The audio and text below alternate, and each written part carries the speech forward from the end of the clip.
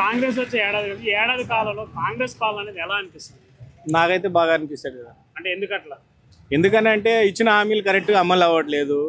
ఇంకోటి ఏంటంటే పొద్దున్న లేస్తే అప్పు ఉన్నది అని ఈయన వచ్చి సంవత్సరం అయింది. సంవత్సరంలో 1,40,000 కోట్లు అప్పు చేసినాను.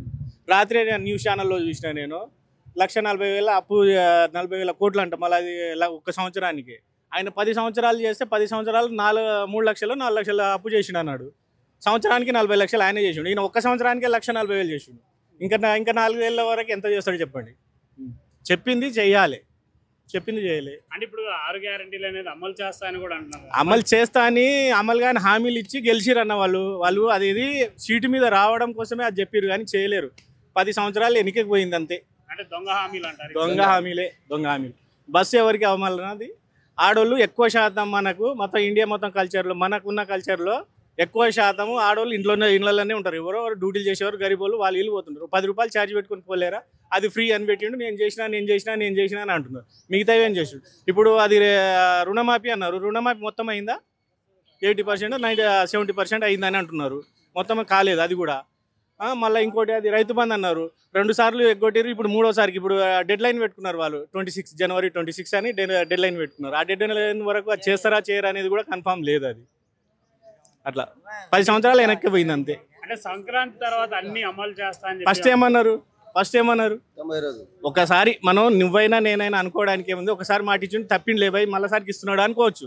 అట్లా 3 సార్లు 4 సార్లు మాట తప్పిండు. ఇప్పుడు లాస్ట్ది జనవరి 26 డెడ్ లైన్ అని పెట్టుకున్నాడు. దాంట్లో అది కూడా కన్ఫర్మ్ అనేది ఎట్లుంది? దేవుళ్ళ మీద కొట్టేసినాడు. దేవుళ్ళకే గ్యారెంటీ ఇవ్వలేదు. మనకు మనుషుల మీద ఎంత గ్యారెంటీ పెడతారు ఆయన చెప్పు నువ్వు? అదొకటి. ఇంకొకటి ఏందనంటే ఆయన మా క్యాండిడేట్, మా నియోజకవర్గం మనిషి. ఆయన సీఎం మంచి. ఇప్పుడు ఆయన చిన్న వయసులో సీఎం సీట్ వచ్చిందని అంటే, ఆయనకు సీఎం పదవి వచ్చిందంటే వినియోగించుకుంటే బాగుంటుంది. వినియోగించుకోకపోతే ఇంకా అంతే.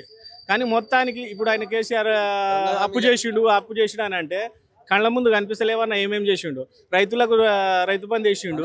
దానివల్ల లేదా? ఇప్పుడు నువ్వు సీటు మీదకి రావడానికి ఇది నేను చేస్తా అది చేస్తా అంటే ఎందుకు చెప్పినావు మరి? అవన్నీ ఆయన చెప్పనివి కూడా చేసి అప్పయిండి అనుకుందాం. నువ్వు చేస్తానని చెప్పి చేయకుండా అప్పెట్లు చేసినావు 1,40,000 కోట్లు అని. మూసి గురించి మాట్లాడితే ఫస్ట్ ఏమన్నాడు? 50,000 కోట్లు అన్నాడు. మళ్ళీ తర్వాత ఏమన్నాడు? 75,000 అన్నాడు. తర్వాత 1,00,000 అన్నాడు. తర్వాత 1,50,000 కోట్లు పెట్టి ఆ మూసి దాన్ని శుద్ధీకరణ చేసి దాంట్లో మంచినీళ్ళు ఆపిస్తాడంట. ఇప్పుడు ఇన్ని సంవత్సరాలు నీళ్ళు ఏంది ఇప్పుడు సరే చేసి చూపిస్తేనన్నా బాగుంటుంది కదా. ఇప్పుడు హైదరాబాద్లో అది మొత్తం ఇండ్లు కూలగొట్టి కుప్ప పెట్టేసిండు. దానివల్ల ఆయనకు ఉపయోగం ఏముంది? అవతల వాళ్ళు భయపడ్డారు. ఆ పెద్ద వాళ్ళు ఉంటారు కదా, వాళ్ళు భయపడి మూటలు పంపించారు, మరసంగా కూర్చున్నారు.